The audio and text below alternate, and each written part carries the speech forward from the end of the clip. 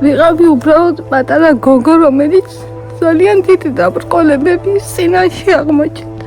დღეს 21 წლის და ალბათ იმ 18 წლის გოგოსთვის ვინმეც რომ შემოიხედა ჩემთვის კითხვა არ დაჭირდებოდა თუ რა მჭირს. სახეზეც მეტყობოდა თუ რომხელა პრობლემების წინაშე იდგა ის პატარა ბავშვი, რომელიც არაფერი არ იცოდა. ერთადერთი ის იცოდა რომ უნდა ებრძოლა. და მართლაც ნინომ გმირული ბრძოლა 18 წლის ასაკში დაიწყო. სწორედ იმ წამიდან, როდესაც მისი პირველი პირმშო დაიბადა. ლაზარე დღეს 3 წლისაა და სიარული არ შეუძლია. უარესი კი ისაა, რომ ბავშვი საშინელი ტკივილებით იტანჯება.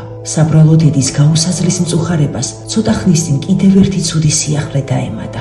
კატე გამოკვლევებმა გამოავლინა, რომ ლაზარეს თავის ქალის განვითარების ანომალია აქვს. ამ დაავადების დროს არ ხდება თავის ტვინის ზრდა განვითარება. თუ დროულად არ მოხდება ქირურგიული ჩარევა, რა საშინელი შედეგიც დადგება, ალბათ უკვე ხვდებით. ლაზარეს სასწრაფოდ ესაჭიროება საფუძვლიანი გამოკვლევა თავზე და ახალი ორთეზები. საქმე იმაშია, რომ ბავშვს ძველი ორთეზები უკვე დაუპატარავდა. 21 წლის ნინოს კი ერიდებოდა იმის თქმა, რომ ახლის ყიდვის შესაძლებლობა არ აქვს. ჩემი თხოვნა იქნება ყველასთვის, ყველა დედისთვის, ყველა მოქალაქესთვის, რომ ამ რთულ მომენტში არ მიგვატოვონ და ჩემი შვილის დაწყებული პრობლემები თქვენი დახმარებით მივიყვანოთ ბოლომდე. როგორი უსამართლო ხარ ცხოვრება. ზოგი მშობელი ძვირად ღირებულ სათამაშოს ყიდულობს შვილს.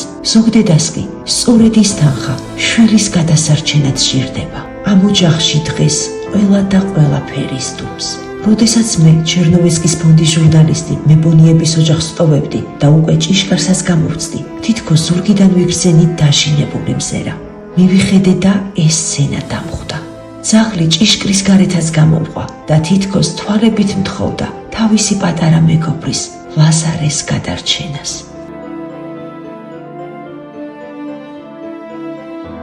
გადარიცხეთ ნებისმიერი თანხა ჩერნოვეცკის ფონდის ოფიციალური საიტის მეშვეობით.